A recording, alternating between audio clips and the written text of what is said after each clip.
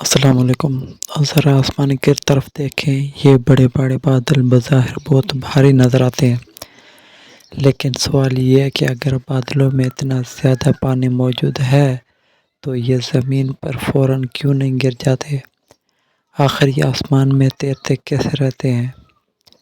بادل دراصل دھوئیں کے ٹکڑے نہیں ہوتے۔ جب سورج زمین، دریاؤں اور سمندروں کے پانی کو گرم کرتا ہے تو پانی کا کچھ حصہ بخارات بن کر اوپر جاتا ہے۔ اوپر جا کر ہوا ٹھنڈی ہوتی ہے اور پانی کے بخارات انتہائی چھوٹے قطروں برف کے ذرات میں تبدیل ہونے لگتے ہیں۔ اس طرح بادل بنتے ہیں۔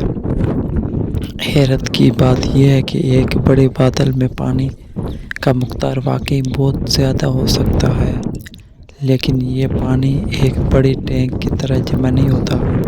یہ انتہائی چھوٹے چھوٹے قطروں کے برف کے ذرات کی شکل میں پھیلتا ہے، جنہیں ہوا اپنے ساتھ حرکت دیتی رہتی ہے۔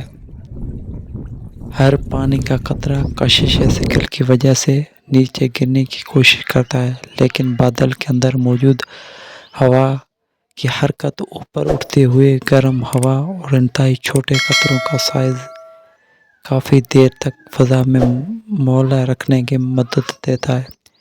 یعنی بادل کوئی ایک ٹھوس چیز نہیں، بلکہ ہوا میں پھیلے ہوئے شمار چھوٹے ذرات کا مجموعہ ہے۔ لیکن پھر یہی چھوٹے قطرے آخرکار بارش کیسے بن جاتے ہیں؟ بادل کے اندر پانی کے قطروں آپس میں ٹکراتے اور ملتے رہتے ہیں۔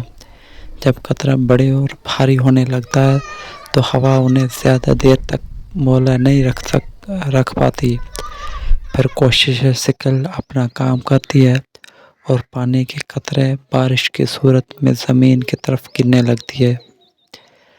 تو اگلی بار جب آپ آسمان پر ایک بڑے بادل دیکھیں تو یاد رکھیں وہ کوئی ایک بھاری چیز نہیں، وہ ہوا میں تیرتے ہوئے شمار ننھے پانی کے قطروں اور برف کے ذرات ایک وسیع مجموعہ ہے۔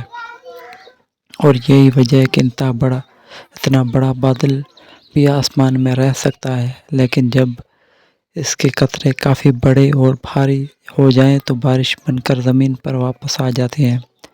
اگر آپ کو قدرت اور سائنس کی حیرت انگیز معلومات پسند آئے تو ویڈیو کو لائک کریں، فیکٹ زون بائی عبدالکریم کو سبسکرائب کریں۔ ملتے ہیں اگلے ویڈیو میں، تب تک اللہ حافظ۔